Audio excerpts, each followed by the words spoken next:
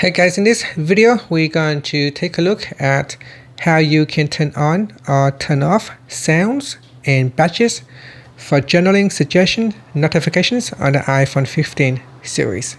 Now first off, let's go back to the home screen by swiping up at the bottom of the screen. Then from the home screen, tap on settings, and in the settings page we scroll down and tap on privacy and security. Next, scroll down and then tap on journaling suggestions. Then scroll down to the bottom and tap on suggestion notification settings.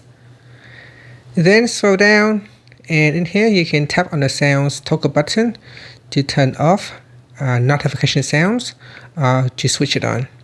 The same for badges, you can choose to hide or turn on or to show notification badges for journaling suggestions.